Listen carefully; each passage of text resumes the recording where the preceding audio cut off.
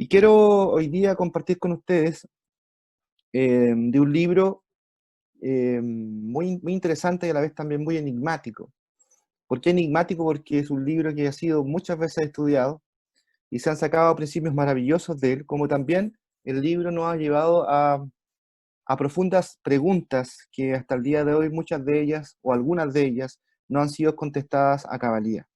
Me refiero al libro de Job, el libro de Job. Así que si tiene su libro, su Biblia a mano o su celular a mano, quiero que lo pueda buscar ahí, en su casita, donde esté ahí lo más cómodo posible.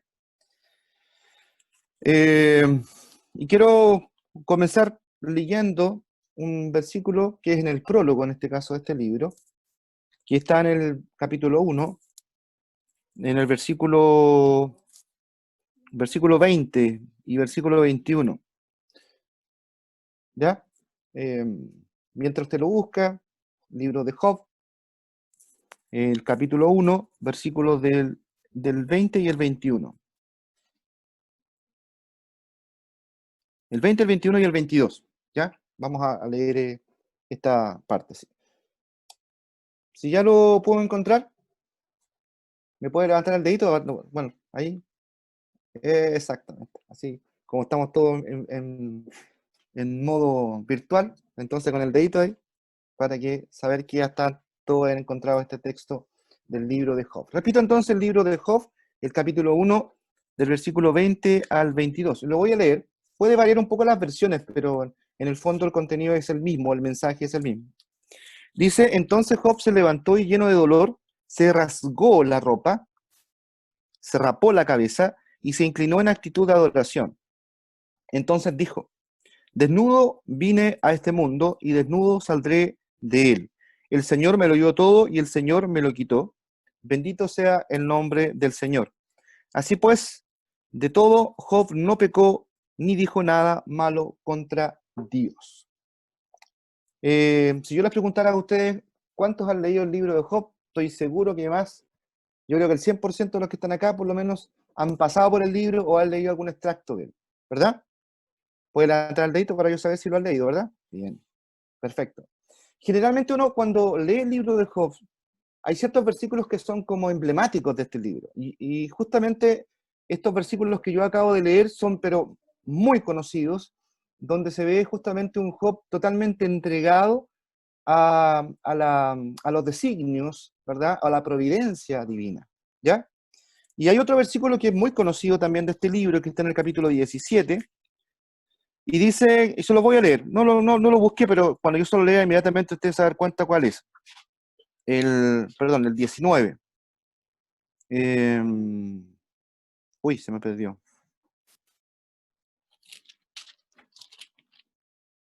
Oh, lo tenía acá en mi mano.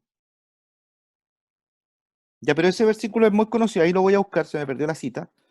Pero tiene que ver justamente con este Dios que yo sé que mi Redentor vive. De hecho, hay una canción muy famosa de Crystal Lewis que está basado justamente en esta parte del libro de Job. Pero cuando uno lee el libro en su totalidad, va leyendo en realidad cada una de estas partes, uno empieza a darse cuenta que Job no todo el tiempo, al parecer, estuvo muy contento con esta providencia divina. Hay algunas partes del libro donde Job muestra realmente una profunda ansiedad de no entender qué es lo que estaba pasando. Y lo que yo quiero que hoy día nosotros podamos reflexionar y dar a entender algunos principios que son para mí fundamentales. Primer principio que yo quiero que hoy día nosotros podamos profundizar a través de la vida de Job es que todo ser humano, todo ser humano debe enfrentarse a la problemática del mal. O sea, ninguno está exento al sufrimiento. ¿Ya? Podemos nosotros tener fe, podemos nosotros tener una fortaleza de nuestro Señor y Dios Creador, ¿verdad? Quien nos cuida y nos guarda, pero ninguno está exento de esta problemática de enfrentarse al sufrimiento y a la necesidad. ¿Ya? Ese es el primer principio que nos enseña el libro de Job. Y pareciera ser que es un principio bastante decidor y bastante problemático, justamente porque uno, como cristiano, siempre desea en lo profundo de mi corazón de que el mal no toque a la puerta, pero la realidad del libro, o lo que nos enseña el libro, es que sí va a tocar a la puerta en algún momento de nuestras vidas. Ese es el primer principio. El segundo principio es que en esta lucha, porque el ser humano, ¿verdad? Nosotros insertos en esta realidad de este mundo, ¿verdad? Tal como nos plantea la Escritura, en esta lucha el ser humano se reconoce frágil y débil. En el fondo, Job reconoce que nos vamos a enfrentar constantemente contra el mal y el sufrimiento, pero también frente a ese enfrentamiento o en esta lucha, nosotros nos reconocemos como frágiles y débiles.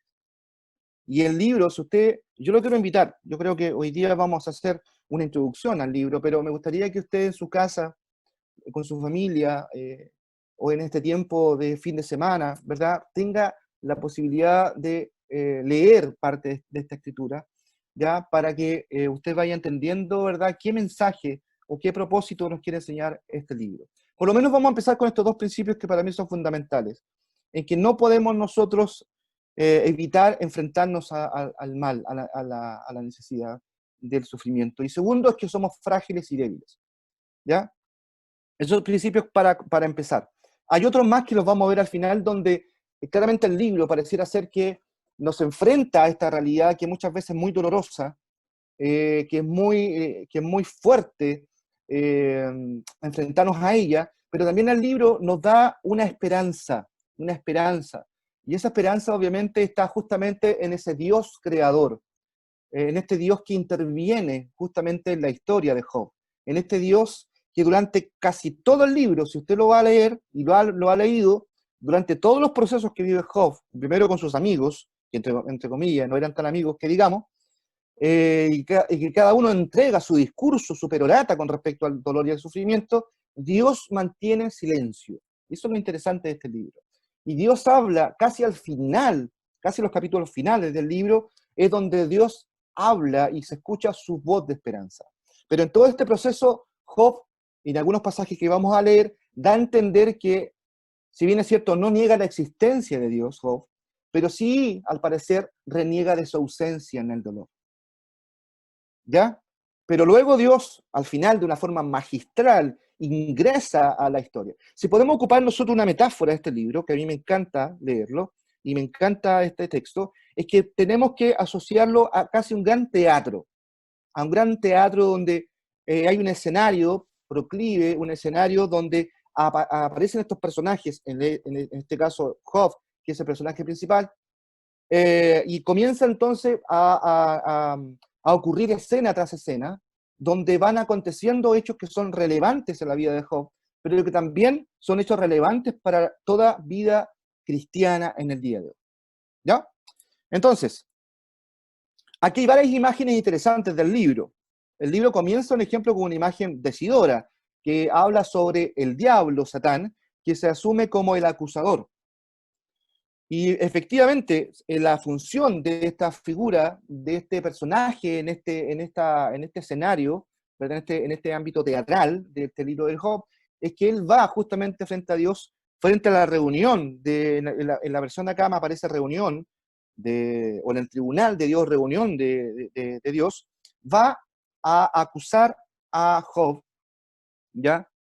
Y en el fondo subyace entonces en este libro otra pregunta fundamental, que es lo que nos conlleva a estas preguntas muchas veces que son de difícil respuesta, que es la siguiente pregunta. ¿Por qué el justo sufre?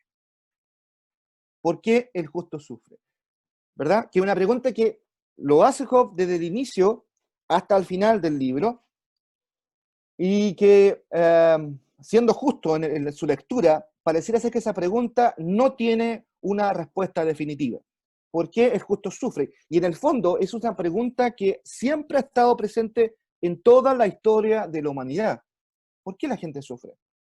Pareciera ser que en unas partes del libro Job dice, mira, yo estoy sufriendo y padeciendo, muchas veces no lo sé por qué, dice, no lo entiendo, pero veo que el hombre que es malo, el hombre que saca beneficio económico, que engaña, pareciera ser que él tiene los días más largos, dice Job. ¿Por qué?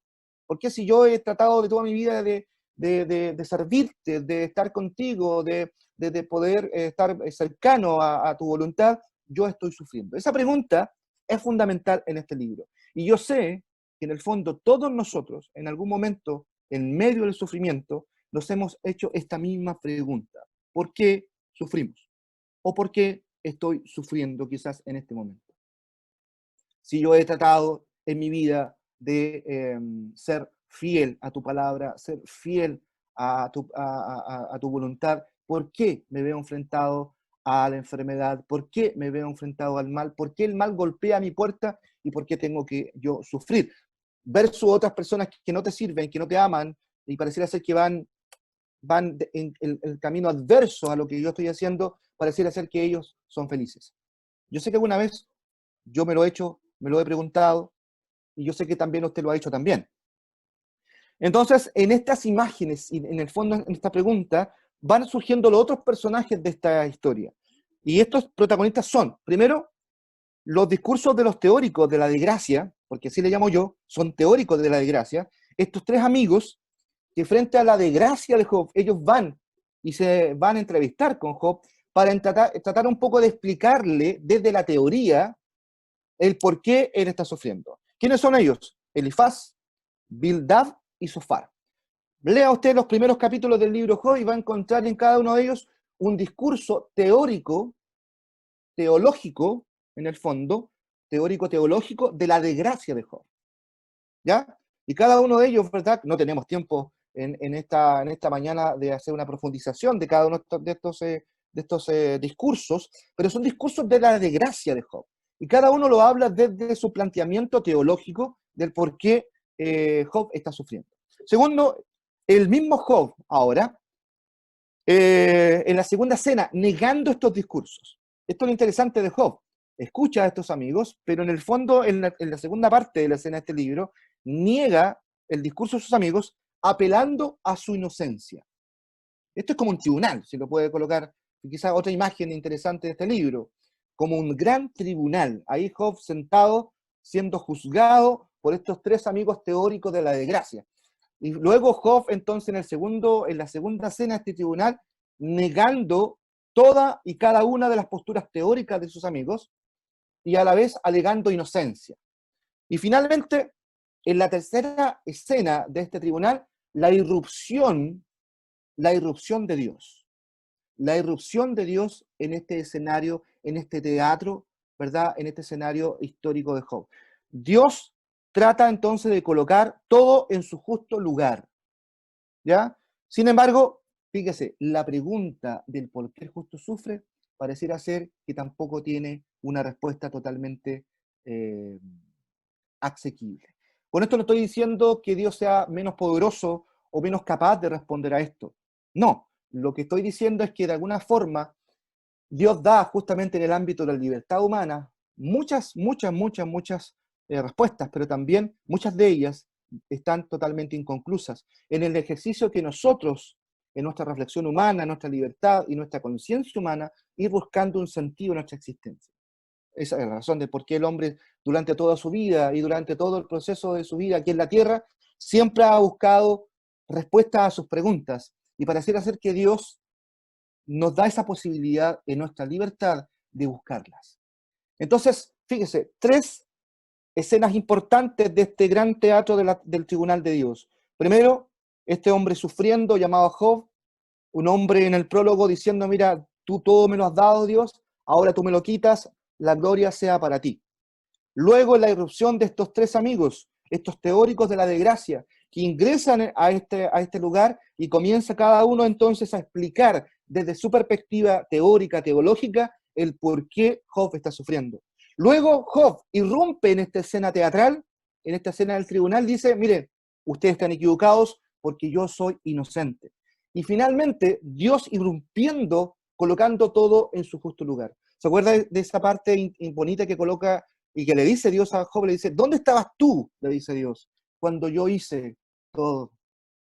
Hay una parte magistral, creo que en el capítulo 41-42, donde Dios irrumpe y confronta a Job en su pregunta. Hay una pregunta interesante que hace Job en esta parte del libro, cuando dice, ¿dónde estás tú, Dios, para responder estas preguntas que yo te estoy haciendo? Estoy parafraseando lo que él dice, pero yo le voy a dar la cita después para que usted vaya armándose de un mapa interesante de lo que le ocurre a Job. ¿Qué quiero yo llegar con esto? De tener una imagen completa de Job. No solamente este Job del prólogo que dice, mire, aquí estoy Dios, tú me lo has quitado, la gloria sea para ti. Porque cuando nosotros analizamos el libro en profundidad, nos damos cuenta que Job también retrocede frente a esa aseveración y también confronta a Dios. Él lo está entendiendo en el fondo mucho. Al comienzo, claro, puede que vaya degustando de a poco esta acción divina, pero después, a medida que va pasando el proceso de las preguntas y las preguntas teóricas de sus amigos, él va como un poquito reflexionando y entendiendo, bueno, pareciera ser que lo que yo estoy viviendo es injusto y necesito que tú, Dios, hoy me des una respuesta. Me des una respuesta. Entonces ahí tenemos dos modelos interesantes y vamos a ver un poquito más adelante. Este Job, que entiende la voluntad de Dios y en algún momento también llega también a reflexionar del por qué le está pasando, y frente a estos amigos que tratan de lisonjamente dar un discurso construido, un discurso político bien construido, tratando de quedar bien con Dios en el fondo para explicar lo que estaba sufriendo. Después Dios, de alguna forma, en los últimos capítulos, va a darle razón a uno de ellos, a los amigos de Job o a Job. Veamos primero la irrupción entonces de los amigos de Job, que yo le coloqué acá, son unos aduladores religiosos. ¿Ya? En el fondo ellos tratan de quedar bien. ¿Ya han escuchado esa frase, quedar bien con Dios y con el diablo? Bueno, en el fondo ellos tratan de quedar bien con Dios a través de este discurso teórico y tratar de explicarle entonces lo que estaba viviendo en este caso Job. ¿Cuál es la tesis principal de estos tres amigos? ¿Cuál es la tesis que subyace detrás de sus teorías? Es que lo que le ocurre a Job es, en estricta razón, es una justicia retributiva. ¿Qué quiere decir el mal? ¿Qué quiere decir eso? Que el mal no golpea ciegamente a su víctima, dicen ellos, sino que ella debe ser necesariamente culpable. O sea, lo que estaban tratando de decir estos amigos es que esta justicia retributiva va de la mano entonces con que algo hizo Job en su vida o algo hizo él para que hoy día él esté sufriendo. ¿Ya? O sea, tú algo hiciste. No hay ningún hombre puro, según la mirada teórica de los amigos de Job, ante Dios. Nadie está exento entonces al sufrimiento. Pero también dicen, bueno, si tú estás sufriendo esto hoy, es porque tú algo hiciste. Por lo tanto, la justicia retributiva de Dios te ha alcanzado. Esta idea de esta justicia retributiva es muy propia después en toda la cosmovisión de la mirada del pecado de los hebreos, a tal punto que si usted lee los evangelios, varias veces cuando Jesús sanaba o liberaba a algunas personas que estaban enfermas, siempre la gente se preguntaba, ¿quién pecó? ¿Pecó él o pecaron sus padres? Haciendo alusión directamente entonces que todas las acciones que conllevaba el sufrimiento humano se debía justamente por la culpa o mía, que yo había cometido algún mal o algún pecado y por lo tanto Dios me castigaba, o habían pecado mis padres o habían pecado otros familiares.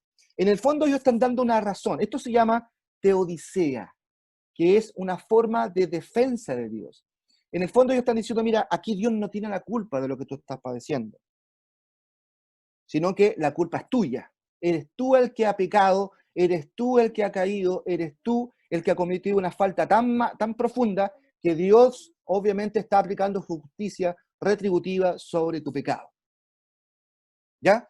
Entonces, imagínense a Job, un hombre que tenía todo. El libro nos habla que tenía de todo, tenía familia, hijos. Usted ya sabe la historia, va perdiendo cada una de esas cosas que él había logrado en su vida, hasta llegar finalmente que tocar su cuerpo, que este hombre ahí rascándose, ¿verdad?, su cuerpo producto de la enfermedad.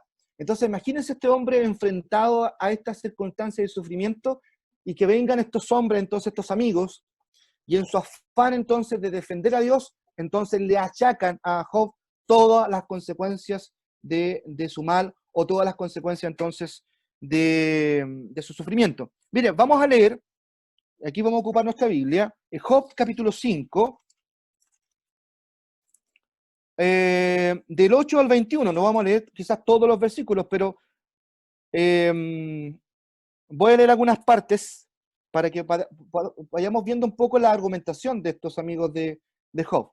Miren, el capítulo 5 del 8 dice así: en tu lugar, yo me volvería hacia Dios y pondría mi causa en sus manos. Él hace tantas y tan grandes maravillas, cosas que nadie es capaz de comprender. Él envía la lluvia a la tierra y con ella riega los campos. Él enaltece a los humildes y da seguridad a los afligidos. Él desbarata los planes del astuto y los hace fracasar. Él atrapa al astuto en su propia astucia y hace que fracasen sus planes malvados. A plena luz del día andan ellos a tientas, envueltos en tinieblas como si fuera de noche. Dios salva al pobre y oprimido del poder de los malvados. Él es la esperanza de los débiles, Él tapa la boca de los malvados. Eso es lo que está explicando uno de los discursos de, si no me equivoco, de Elifaz, que le está explicando entonces a Job. Pero si uno intuye y hace una lectura, en el primer versículo que yo leí, dice: en su lugar, en tu lugar, yo me volvería hacia Dios y pondría mi causa en sus manos. En el fondo, está acusando a Job. Le está diciendo: mira, tú estás mal. Todo lo que te está pasando en realidad es porque tú has pecado. Y en este caso tienes que volverte a Dios. Si tú te vuelves a Dios, te va a pasar todo lo que viene a continuación, que es lo que está diciendo, que Dios va a proteger al oprimido, que Dios va a salvar al que sufre, etcétera, etcétera. Nos saltamos al 22 y al 21. Miren lo que dice acá: te protegerá, el mismo capítulo 5, el 21 dice: te protegerá de las malas lenguas y no habrás de temer cuando llegue el desastre, te reirás de hambres y calamidades y no tendrás miedo a los animales salvajes. O sea, en el fondo, lo que le está tratando de decir entonces estos discursos de estos amigos teóricos es que él tiene que volverse a Dios. ¿Ya? Tienes que volver tu mirada a Dios. Porque lo que te está pasando en el fondo entonces, o este sufrimiento que tú estás padeciendo, se debe entonces que tú has pecado, que tú has cometido un grave pecado y la justicia retributiva está sobre ti. Si tú lo haces, si tú vuelves tu rostro a Dios, si tú te arrepientes de tu pecado, entonces Dios va a restituirte, después te vas a reír o vas a padecer, ¿verdad? Paz, te protegerá de las malas lenguas, como dice el versículo 21 y 22, te reirá de hambres y calamidades y no tendrás miedo a los animales salvajes. Entonces, y luego nos pasamos del 4, seguimos el mismo discurso, pero ahora del 4, fíjese el versículo 17, este es el mismo discurso de Elifaz. Mire lo que él dice: ¿puede el hombre ser justo ante Dios? ¿Puede ser puro ante su creador? Nuevamente, este discurso que está asociado al 4 y el 5 a Elifaz obedece entonces esta pregunta que obedece entonces a que ellos quieren de alguna forma hablar de Dios, ¿verdad? Pero un Dios santo, puro, de un hombre que se ha apartado de Dios y por lo tanto las consecuencias de apartarse de eso es que hoy día él esté sufriendo, ¿ya? Ese es el primer escenario que se ve enfrentado Job frente a estos discursos de sus amigos. Si usted quiere seguir leyendo, el resto de los capítulos son muy interesantes. Ahí Job, obviamente, como en un tribunal, él comienza entonces también a contrapreguntar y a hacer preguntas, ¿verdad?, de lo que él está viviendo y de lo que está padeciendo. Pero en este primer escenario, está la irrupción entonces de tus amigos, tratando de explicarle a Job el por qué él sufre. Vamos ahora al discurso de Job. ¿Qué es lo que él responde frente a estas acusaciones que hacen sus amigos? Dice que Job, en el fondo, rechaza la tesis de sus amigos. Vamos a ir leyendo. Y dice que él lo puede corroborar con la misma experiencia. Miren lo que él dice en el 12:3. Vámonos al capítulo 12. Y vamos a leer el versículo 3. Vamos al capítulo, del capítulo 12, versículo 1, el 1, el 2 y el 3, para que los contextualicemos. Dice él acá: no hay duda de que ustedes son la voz del pueblo, le dice Job, y de que cuando mueran no habrá más sabiduría. Pero también, le dice Job, yo tengo entendimiento y en nada soy inferior a ustedes. ¿Quién no sabe todo esto? Fíjese la pregunta que le hace Job. O sea, le está diciendo, lo que ustedes me están diciendo, yo también lo sé. Toda la teorización que ustedes me están explicando de que, si yo peco va a traer como consecuencia, ¿verdad?, la justicia retributiva de Dios, eso yo lo sé. En nada ustedes me sobrepasan en entendimiento y en conocimiento. Eso yo lo tengo claro, dice Job. ¿Ya? Dice, lo que saben ustedes también lo sé yo, y en nada soy inferior a ustedes. Eso lo pueden ver nuevamente en el capítulo 13, en el versículo 3, el mismo capítulo, en el 13, capítulo 13, versículo 3, pero prefiero hablar con Dios y prefiero discutir con el Todopoderoso. Sus amigos dice, ¿qué es lo que, de alguna forma, Job lo entiende de esta manera? Ustedes me están recitando lecciones religiosas, lo que ustedes han aprendido probablemente desde el ámbito de lo teórico, desde el ámbito de lo que le han enseñado quizás en la cultura, en la tradición, dice acá. Pero Job habla desde la experiencia, a la luz de lo que no se ve, al parecer de una forma bastante tangible. Y concluye que la tesis de sus amigos es falsa. Dice, es absurdo que ustedes quieran consolarme y es mentira lo que ustedes dicen. Vámonos al capítulo 21, el versículo 34.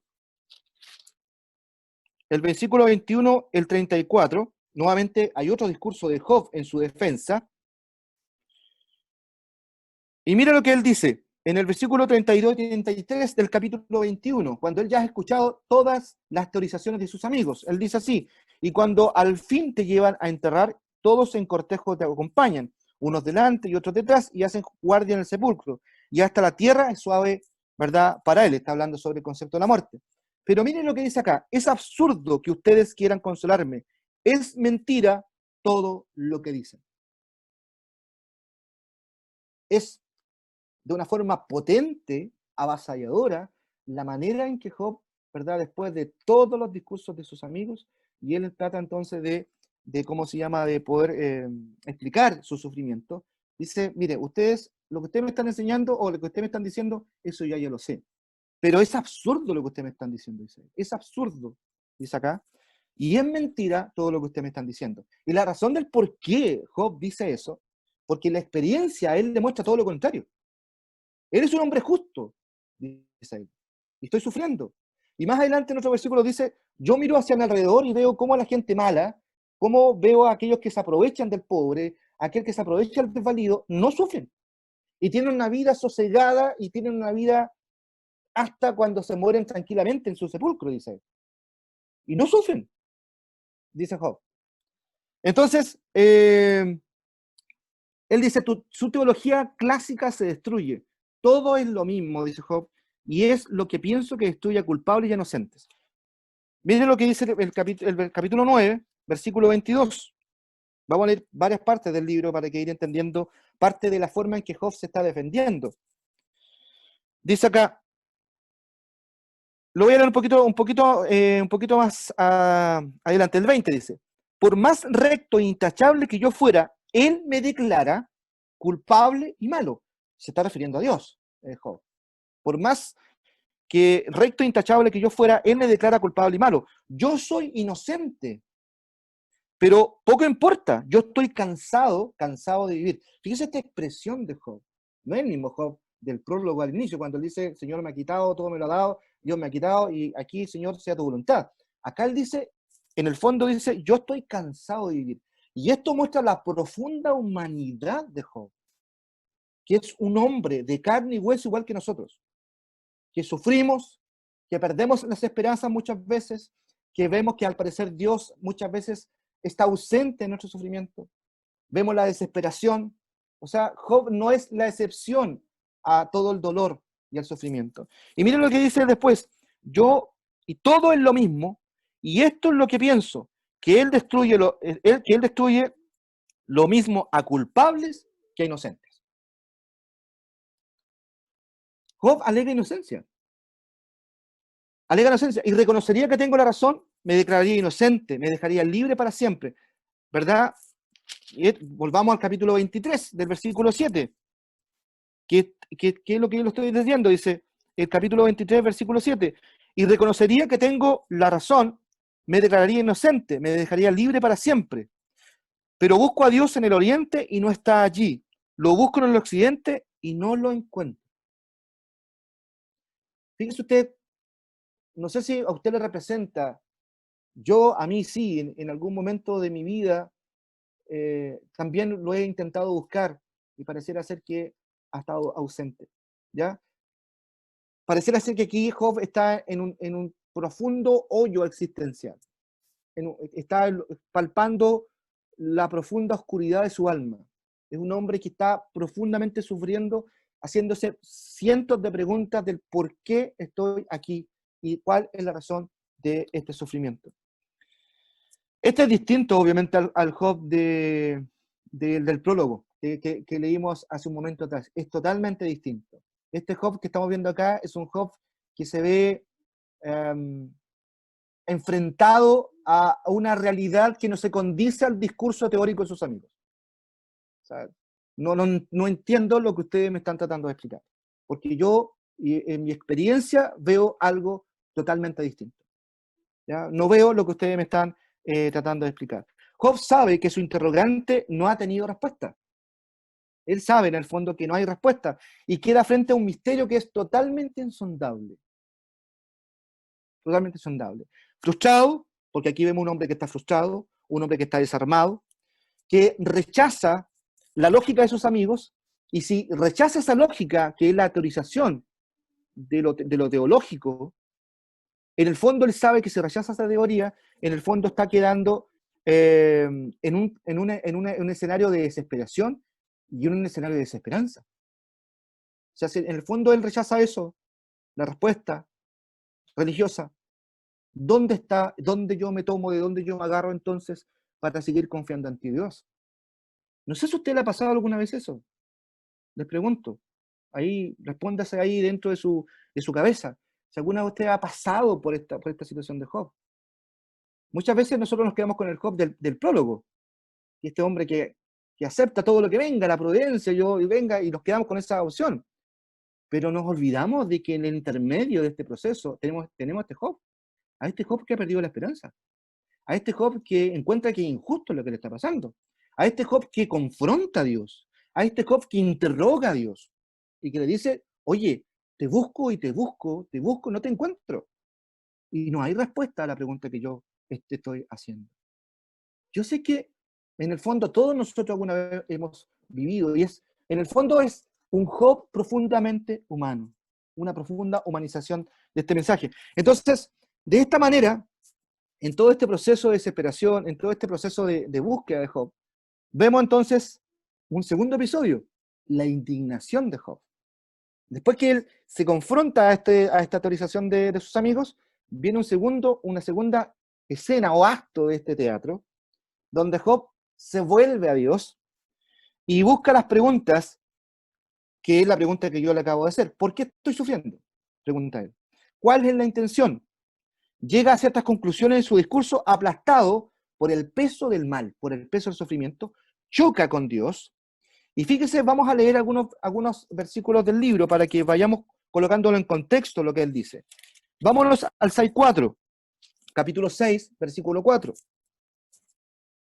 Miren lo que él dice acá en estas palabras poéticas en el fondo, pero que son de una profunda indignación de Job. Dice acá, el Todopoderoso, el capítulo 6, versículo 4, ha clavado en mí sus flechas, y el veneno de ellas me corre por el cuerpo. Dios me ha llenado de terror con sus ataques. Me ha llenado de terror con sus ataques. Esa es una declaración fuerte de Job. ¿Ya? Si quiere la puede marcar ahí, ¿verdad? Para que no se lo olvide ese versículo. 9, vamos al 9, capítulo 9, versículo 16. Capítulo 9, versículo 16. Si lo encontró, dice así: si yo lo llamara a juicio y él se presentara, no creo que hiciera caso a mis palabras. Se está refiriendo a Dios. Está confrontándose a este Dios. Si yo lo llamara a juicio y él se presentara, dice Job, no creo que hiciera caso a mis palabras. Vámonos al capítulo 19, 10. Capítulo 19, versículo 10. Capítulo 19, versículo 10 dice así: Me ha dejado en la más completa ruina. Ha dejado sin raíces mi esperanza. Vaya usted analizando cada una de estas expresiones de Job. Me ha dejado en la más completa ruina. Ha dejado sin raíces mi esperanza. Lo que ustedes ven ahí es un hombre totalmente desesperanzado. Un hombre que está pasando por por el dolor más profundo que un hijo de Dios puede experimentar. ¿Ya? Fíjese, vámonos al capítulo 10, versículo 3. Y aquí es parte del argumento que lo ocupa para con sus amigos. Mire lo que él dice acá. En el versículo, voy a hablar del versículo 2 del capítulo 10. Oh Dios, no me declaraste culpable, dime de qué me acusas. Siendo así que tú mismo me creaste, ¿te parece bien maltratarme y despreciarme y mostrarme favorable a los planes de los malos? ¿Acaso ves las cosas como la ven los hombres? ¿Acaso es tu vida tan corta como la de un mortal? Fíjese, ahí hay una pregunta que él le está haciendo a Dios. ¿Cómo se llama? El 10.3. Siendo así que tú me creaste, ¿te parece bien maltratarme y despreciarme y mostrarme favorable a los planes de los malos? Vámonos al capítulo 7, 1. 7.1. ¿Ese o no? Sí, 7.1. La vida del hombre aquí en la tierra es la de un soldado que cumple su servicio, dice acá. La de un esclavo que suspira por la sombra, la de un peón que espera con ansia su salario. Me ha tocado vivir meses enteros de desengaño, noche tras noche de sufrimiento. Me acuesto y la noche se me cae interminable. Me canso de dar vueltas hasta el alba y pienso, ¿cuándo me levantaré? Tengo el cuerpo lleno de gusanos y de costras y me supura las heridas de la piel. Mis días se acercan a su fin, sin esperanza, con la rapidez de una lanzadera de telar. Recuerda, oh Dios, que mi vida es como un suspiro y que nunca más tendré felicidad. Vámonos al 21, capítulo 21, versículos 7 y 9. Fíjese lo que él dice acá. ¿Por qué siguen con vida los malvados y llegan a viejos llenos de poder? Y aquí está una de las preguntas que le hace a sus amigos. Cuando ustedes leyeron el prólogo anterior, cuando sus amigos lo defienden, le dice que los que cumplen la voluntad de Dios, Dios va a estar con ellos y no les va a pasar nada. Pero Job dice, ¿por qué siguen con vida los malvados y llegan a viejos llenos de poder? Ven crecer a sus hijos y a sus nietos, que a su lado gozan de seguridad. Nada amenaza a la paz de sus hogares. Dios no los castiga. Cada uno de estos reclamos, hermanos, cada una de estas preguntas que le hace Job es de un hombre que está profundamente sufriendo. Y que al parecer, hasta esta parte de la escena de este tribunal, pareciera ser que Dios está totalmente ausente, todavía Dios no ha contestado nada, todavía no se ve luz, ¿verdad?, en medio de la oscuridad. Entonces, Job hace pensar lo peor. Job en este momento, para Job, Dios podría ser hasta un ser malvado que se ha olvidado del justo y que en el fondo premia la maldad por sobre toda la justicia. Da para pensar que este Dios está en contra del hombre, está en contra de Dios. Y fíjese lo que dice el capítulo 23, que es fuerte lo que él dice acá. El versículo 15, que es como el corolario al final de esta parte, dice, versículo 15, por eso le tengo miedo. Solo el pensarlo me llena de terror. Esa declaración es muy, muy, muy fuerte la de Job, porque él está en esta etapa de un total escepticismo de lo que le está pasando, de lo que está viviendo, de lo que él está experimentando, de lo que él está viviendo, la experiencia vivida frente a la autorización entonces de sus amigos. Entonces, Job acusa a Dios, no niega su existencia, pero declara algunos principios que para mí son importantes de ver de estos, los primeros dos principios que vimos al inicio, ¿se acuerdan? De que siempre nos vamos a enfrentar al mal y que somos seres débiles, ¿verdad?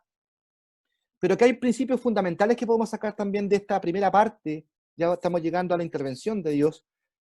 Uno de los primeros principios que podemos sacar acá es que el silencio de Dios muchas veces es un silencio intolerable, que Job intenta romper muchas veces con la violencia de sus palabras. Porque estas palabras que él tiene son fuertes, son de un hombre que está indignado y desesperado.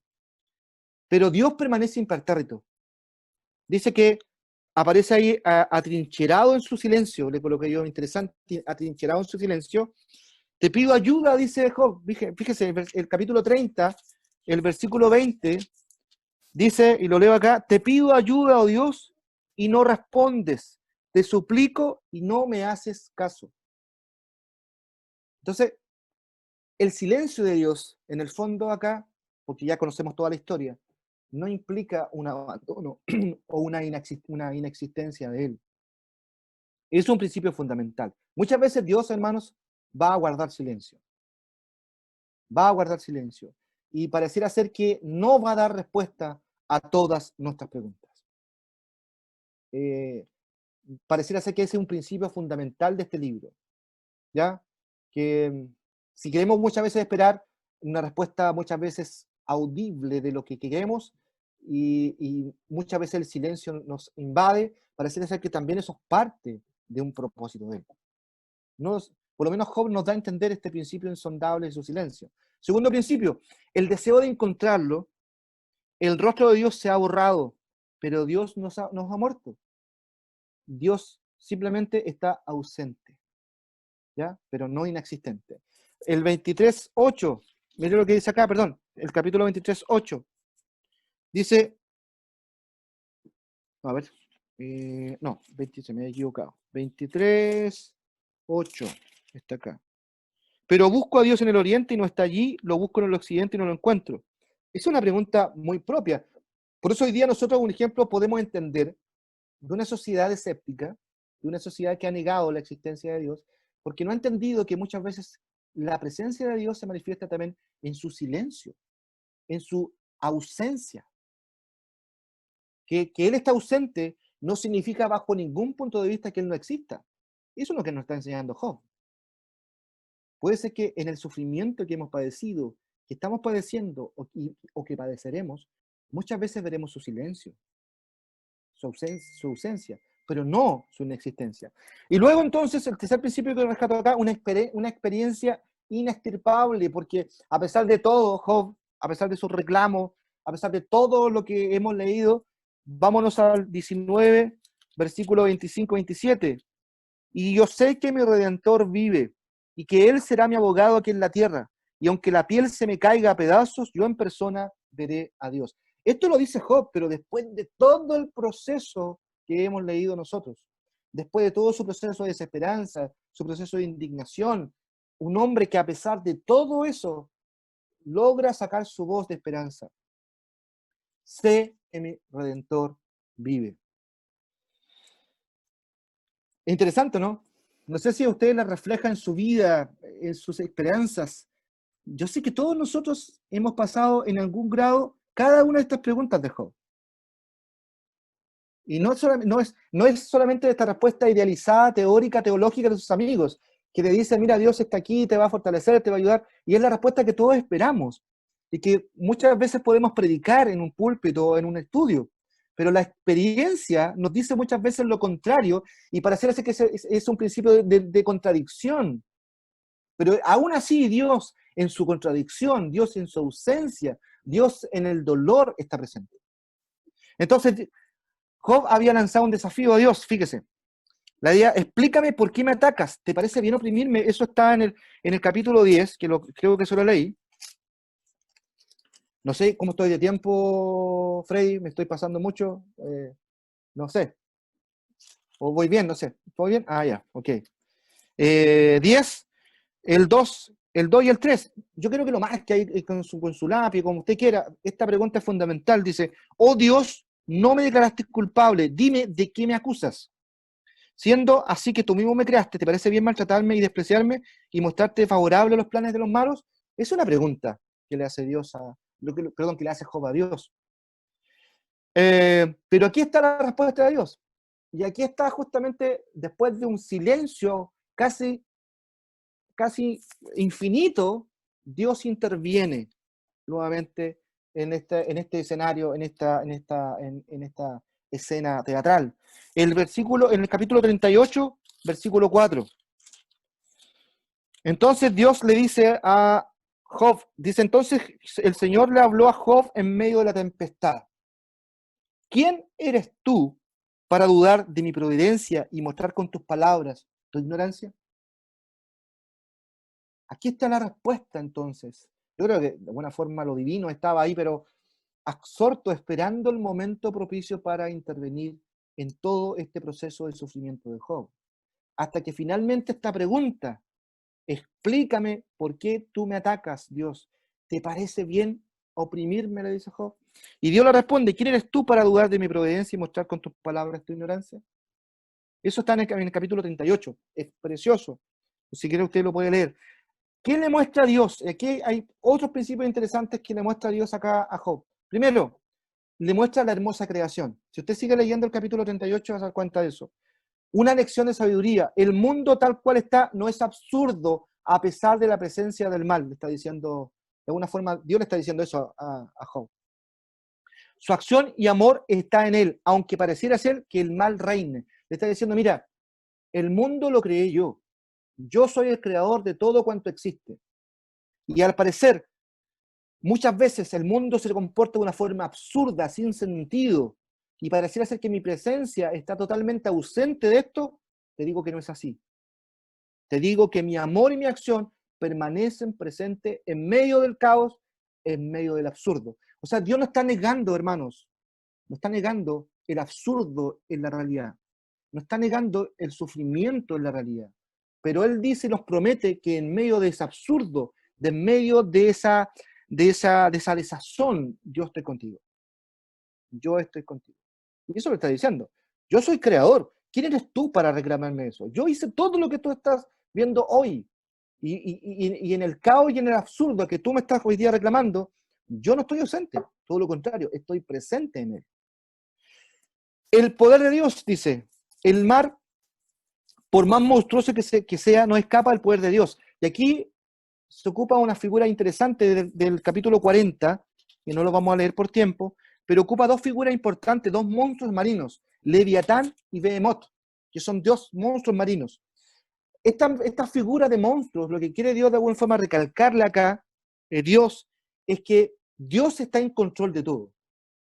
Puede que estas bestias puedan generar mucho daño, mucho colapso, mucho daño a la creación y generar mucho terror a la humanidad, pero en el fondo le dice, pero yo estoy en control sobre ellas.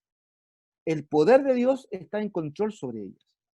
¿Se da cuenta que en ningún momento Dios está diciendo que le va a quitar el dolor? En ningún momento lo divino está diciendo, yo te voy a eliminar el dolor, te lo voy a quitar. Ni tampoco le está explicando el porqué de la presencia de estos seres de mal en el mundo. Dios no está explicando el porqué. Le está afirmando de que Dios va a estar presente siempre con ellos. Siempre. Y le recuerda, luego de eso, le recuerda entonces la creación, que es divina. Le está diciendo que todo Dios lo ha hecho perfecto y que aunque él vea lo absurdo de la creación y el dolor, eso en el fondo también es parte de la providencia divina. Segundo, el poder de Dios sobrepasa todo poder del mal, pero está presente, está en control. Y tercero, la finitud humana. El ser humano no está a la altura de la sabiduría y la sapiencia de Dios. Eso le está diciendo Dios. ¿Quién eres tú para cuestionar quién soy yo? ¿Dónde estabas tú, dice, cuando cimenté la tierra? ¿Dónde estabas tú? Le dice Dios a Job. ¿Dónde estabas tú? Él es el único que puede aplastar a los malvados, estén donde estén. Entonces, fíjense, esa es la respuesta de Dios. Esa es la respuesta que Dios le da a Job. ¿Y qué conclusión entonces sacamos finalmente de este estudio cortito? Cortito, entre comillas, me he pasado ya más de media hora, ¿ya? Dios, y esto es una esperanza para nosotros, hermanos, Dios se sitúa al lado de quien sufre. Si usted hoy día está sufriendo, no pierda la esperanza. No pierda la esperanza. Si usted hoy día está sufriendo, si hoy día usted está padeciendo quizá una enfermedad, o está bien, porque puede existir la posibilidad de que usted hoy día esté bien y que su vida esté en un perfecto orden. Dios también está ahí. Dios está también acompañando. ¿Ya? Porque muchas veces nuestro mensaje va cuando predicamos siempre decimos, oye, tú que estás sufriendo, que estás pasándolo mal, pero muchas veces que te oye, pero si yo estoy súper feliz, estoy súper contento, tengo, no sé, bienes, cosas, tengo salud, no hay nada de qué preocuparme. Pero aún así, Dios también está ahí. Dios también está presente. Dios siempre toma partido de quien sufre. Y fíjense, finalmente Dios se molesta con los adoradores religiosos. Porque, fíjense, esto es interesante. Vámonos al capítulo 42, versículo 7. Mire lo que él dice acá, Dios, de sus amigos. El capítulo 42, versículo 7. Después que el Señor dijo estas cosas a Job, cuando lo confronta, le da las respuestas que él estaba buscando, también dijo a Elifaz, que es uno de los amigos de Job, estoy muy enojado contigo y con tus dos amigos, porque no dijeron la verdad acerca de mí, como lo hizo mi siervo Job. O sea, ¿qué nos está diciendo acá? Nos está dando una tremenda bofetada. ¿En qué? Las respuestas religiosas muchas veces son como respuestas o discursos que están fabricados, que muchas veces nosotros caemos en esos discursos de decir todo, no te preocupes, todo está en control, ¿verdad? Y esto va a pasar y todo tiene una lógica. Y pareciera ser que uno se escucha los discursos de Elifaz, son discursos que son con sentido religioso, de un Dios que lo provee, un Dios que está presente con ellos, un Dios que los va a cuidar. Pero Dios no está conforme con esa respuesta. Dios, de alguna forma, le manifiesta su molestia, porque Él le dice, ustedes no han dicho la verdad acerca de mí. Y Job ha estado más cerca de lo que es realmente lo que es Dios. O sea, nos recuerda hoy día, hermanos, que Dios, ¿verdad? Si bien no responde por qué el mal hoy día está presente, pero nos dice, ustedes van a sufrir, ustedes van a sentir dolor, van a sentir infelicidad. Y pareciera ser que todo está en caos, pareciera ser que está todo desordenado. Pero yo estoy con ustedes. Y fíjese que a Dios le gustó o le gusta la actitud que tuvo Job, un hombre que cuestionó, un hombre que reflexionó, un hombre que no se quedó con la respuesta del ritual, no un hombre que no se quedó con la respuesta de estos hombres, entre comillas, sabios, sino un hombre que fue más allá, un hombre que empezó a buscar más allá, y no quedarse con la respuesta institucional, por decirlo así, sino que un hombre que fue capaz también de confrontar a Dios, de preguntarle a Dios. Hagamos nosotros también eso. Yo creo que Dios no se va a enojar si en algún momento nosotros también, en medio del dolor y sufrimiento, lo confrontemos. Y le digamos, Señor, ¿qué quieres que yo haga? ¿Qué quieres que yo haga? Dios, segundo principio, Dios aún en el silencio intenciona el curso de las cosas y también sobre el mal. ¿Ya? También. El escepticismo hoy día, particularmente, niega la existencia de Dios justamente por la presencia del mal en la tierra o del mal en el mundo. Ellos dicen, bueno, si Dios es tan bondadoso y bueno, ¿por qué permite que el mal esté hoy día presente? O ¿por qué no interviene? Pero ellos no han entendido que en el fondo, aún así el mal, o todo lo que hay sufrimiento en la tierra, está también en el dominio de Dios. Y finalmente, para terminar, descubre Job que la proximidad de Dios, y a pesar de su silencio, o sea, perdón, descubre que la proximidad de Dios también está presente a pesar del silencio y puede confiar en Dios. Puede confiar en Dios. Y fíjate lo que él dice al final, que con esto ya termino, el 45, el capítulo 42, 5. Hasta ahora, dice, solo de oídas te conocía, pero ahora te veo con mis propios ojos. Por eso me retracto arrepentido, sentado en el polvo y la ceniza. Ahora usted va a cantar esa alabanza, si es que la canta, no sé si la canta, solo la cantamos acá en la iglesia, pero le va a encontrar el sentido de estas palabras. Porque este sentido, estas palabras que da Job al final, es después de todo el periplo de reflexivo que él tiene, desde un hombre que dice yo acepto todo, después un hombre en medio de la tempestad, el dolor y sufrimiento, luego la respuesta de Dios y finalmente un hombre que entiende que en el dolor y el sufrimiento Dios siempre ha estado con él. Que Dios les bendiga mucho, hermanos, y espero que hubiese sido de bendición para ustedes esta reflexión. Me disculpo si me sobrepasé un poquito, pero es para mí necesario hablar con ustedes de esto. Bendiciones.